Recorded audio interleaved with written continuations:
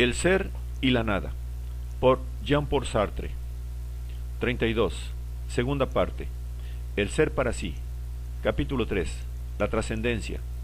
4. El tiempo del mundo. A. El pasado. El ello no aparece como un presente que tendría luego que hacerse pasado y que antes era futuro. Este tintero, desde que lo percibo, tiene ya su existencia, sus tres dimensiones temporales, en tanto que lo capto implica permanencia, es decir, como esencia, está ya en el futuro, aunque yo no estoy presente ante él en mi presencia actual, sino como porvenir a mí mismo. Y al mismo tiempo, no puedo captarlo sino como habiendo yo sido ahí, en el mundo, en tanto que yo mismo estaba ya ahí como esencia. En este sentido, no existe síntesis de recognición, si se entiende por ello una operación progresiva de identificación que por organización sucesiva de los ahoras conferiría una duración a la cosa percibida. El para sí dispone el estallido de su temporalidad todo a lo largo del en sí develado como a lo largo de un inmenso muro monótono del cual no ve el fin. Soy esta negación original que he de ser, en el modo del aún no y del ya, al lado del ser que es lo que es. Así pues, si suponemos una conciencia que surja en un mundo inmóvil, al lado de un ser único que es inmutablemente lo que es, este ser se develará con un pasado y un porvenir de inmutabilidad que no necesitará ninguna operación de síntesis y que se identificará con su develamiento mismo. La operación sólo sería necesaria si el para sí tuviera, a la vez, que retener y que constituir su propio pasado. Pero, por el simple hecho de que él es su propio pasado, así como su propio porvenir, el develamiento del en sí no puede ser sino temporalizado. El esto se devela temporalmente, no porque se refracte a través de una forma a priori del sentido interno, sino porque se devela a un develamiento cuyo ser propio es temporalización. Empero, la atemporalidad del ser está representada en su develamiento mismo, en tanto que captado por y en una temporalidad que se temporaliza. El esto aparece originariamente como temporal, pero en tanto que es lo que es, niega ser su propia temporalidad y solamente refleja el tiempo. Además, devuelve la relación extática interna que está en la fuente de la temporalidad, como una pura relación objetiva de exterioridad. La permanencia como transacción entre la identidad intemporal y la unidad extática de la temporalización aparecerá, pues, como el puro deslizamiento de instantes en sí, pequeñas nadas separadas unas de otras y reunidas por una relación de simple exterioridad, en la superficie de un ser que conserva una inmutabilidad atemporal. No es verdad, pues, que la intemporalidad del ser se nos escape, por el contrario, está dada en el tiempo y funda la manera de ser del tiempo universal. Así pues, en tanto que el para sí era lo que es, el utensilio o la cosa se le aparece como habiendo sido ya ahí. El para sí no puede ser presencia al esto, sino como presencia que era. Toda percepción es en sí misma, y sin ninguna operación, un reconocimiento. Y lo que se revela a través de la unidad extática del pasado y del presente es un ser idéntico. No es captado como siendo él mismo en el pasado y en el presente, sino como siendo él. La temporalidad no es más que un órgano de visión. Empero, ese es el que él es. El esto ya lo era. Así, aparece como teniendo un pasado. Sólo la trascendencia que el esto rechaza ser ese pasado, solamente lo tiene. La temporalidad, en tanto que captada objetivamente, es, pues, un puro fantasma, pues no se da ni como temporalidad del para sí, ni tampoco como temporalidad en sí. Al mismo tiempo, el pasado trascendente, siendo él en sí, ha de ser, como lo que el pasado ha sido, a título de trascendencia, no podría dejar de ser, y se aísla en un fantasma. Y como cada aislamiento del pasado es un habiendo sido presente, ese aislamiento prosigue en el interior mismo del pasado, de suerte que el esto inmutable se devela a través de un deslumbramiento y un fraccionamiento al infinito de invisibles fantasmas. Así se me revela ese vaso o esta mesa. No duran, son, y el tiempo fluye sobre ellos. Sin duda se dirá que no veo sus cambios, pero esto es introducir inoportunamente aquí un punto de vista científico.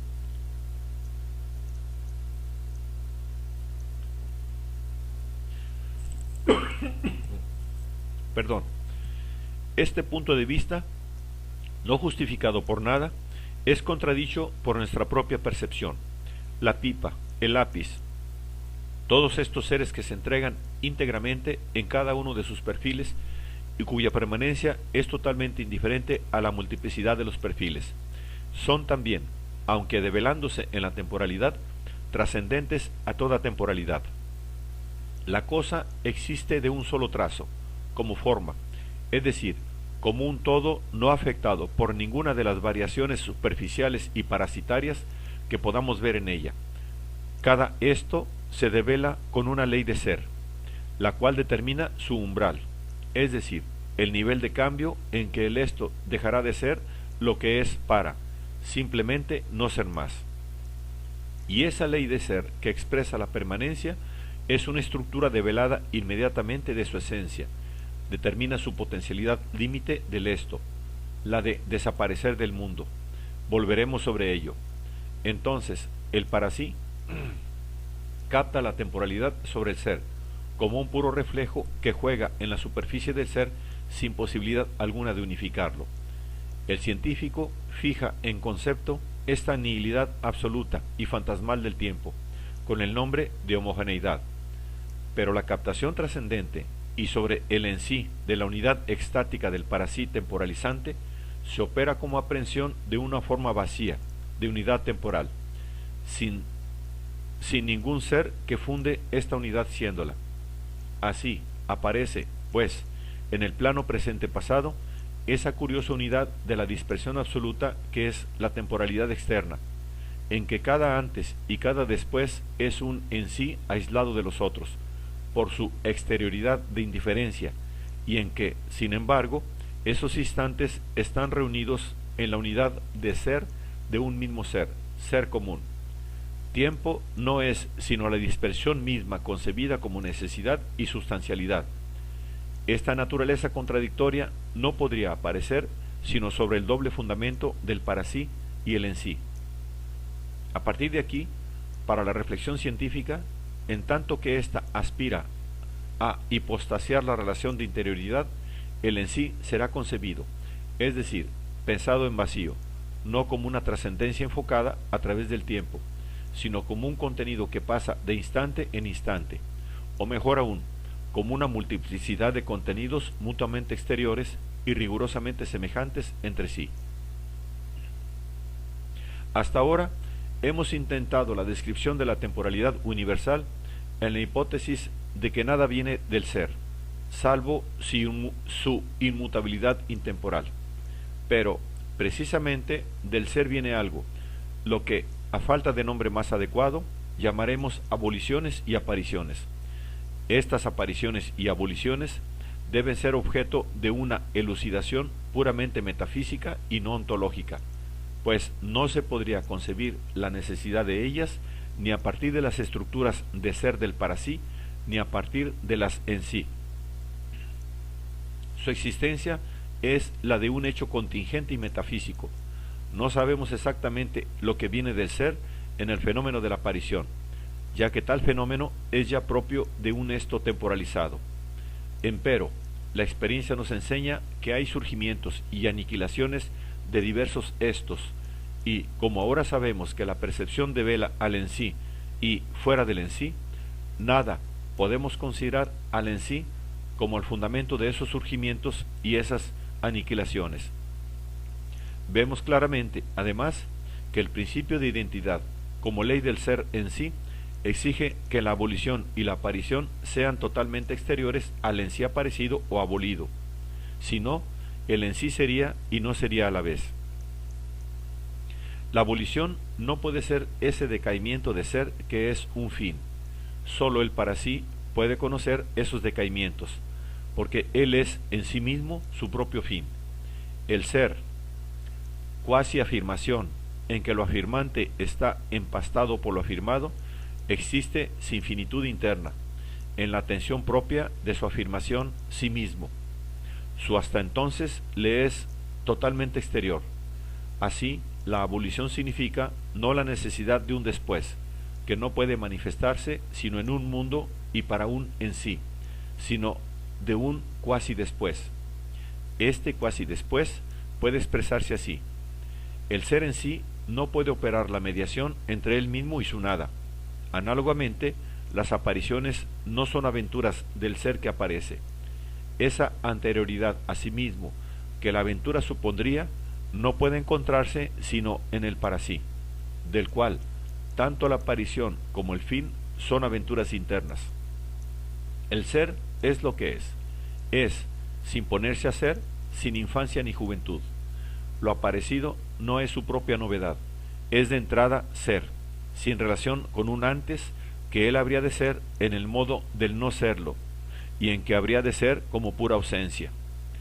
Aquí también encontramos una cuasi sucesión, es decir, una exterioridad completa de lo aparecido con respecto a la nada, con respecto a su nada. Pero para que esta exterioridad absoluta sea dada en la forma del hay, es necesario ya un mundo, es decir, el surgimiento de un para sí. La exterioridad absoluta del en sí con respecto al en sí hace que la nada, que es el casi antes de la aparición o al casi después, o el casi después de la abolición, no pueda siquiera encontrar lugar en la plenitud del ser. Sólo en la unidad de un mundo y sobre fondo de mundo puede aparecer un esto que puede develar esa relación de ausencia de relación que es la nada de ser, que es la anterioridad con respecto a la aparición de lo que no era.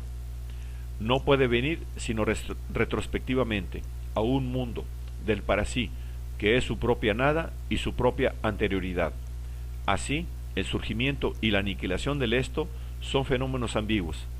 Lo que viene al para sí, el para sí es también lo que viene al ser para sí. El para sí es también en este caso una pura nada, el no ser aún y el no ser ya. El ser considerado no es fundamento de ello, ni tampoco lo es el mundo como totalidad captada antes o después. Pero, por otra parte, en tanto que el surgimiento se devela en un mundo por un para sí, que es su propio antes y su propio después, la aparición se da primeramente como aventura. Captamos el esto aparecido como si estuviera ya ahí en el mundo como su propia ausencia, en tanto que nosotros éramos ya presentes a un mundo en que él estaba ausente.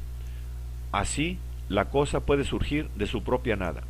No se trata de una consideración conceptual de la mente, sino una estructura originaria de la percepción.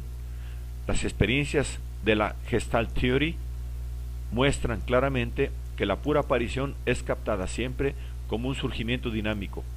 Lo aparecido viene corriendo al ser, desde el fondo de la nada. Tenemos aquí, al mismo tiempo, el origen del principio de la causalidad. El ideal de la causalidad no es la negación de lo aparecido en tanto que tal, como lo quiere un Meyerson, ni tampoco la asignación de un nexo permanente de exterioridad entre dos fenómenos.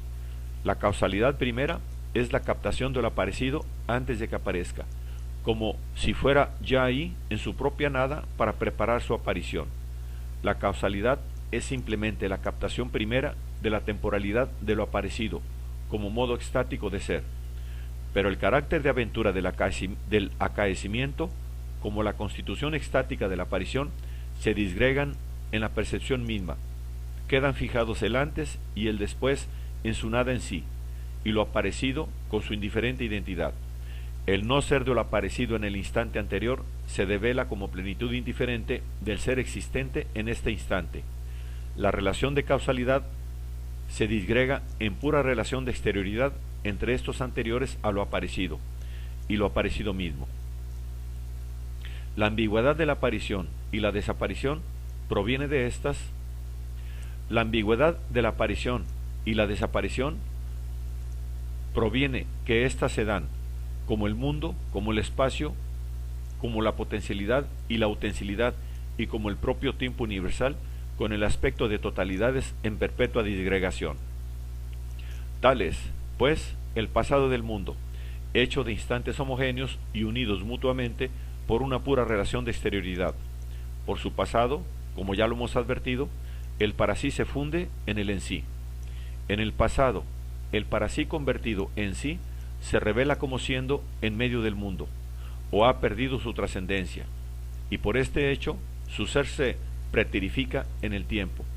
No hay ninguna diferencia entre el pasado del para sí y el pasado del mundo que le fue copresente, excepto que el para sí ha de ser el propio pasado así, excepto que el para sí ha de ser el propio pasado así. No hay sino un pasado, que es pasado del ser o pasado extático, objeto en el cual yo era. Mi pasado es pasado en el mundo, parte a la que soy, que rehuyo a la totalidad del ser pasado. Esto significa que hay coincidencia para una de las dimensiones temporales, como dada entre la temporalidad extática que he de ser y el tiempo. Por el pasado pertenezco a la temporalidad unida puramente a ella, por el presente y el futuro.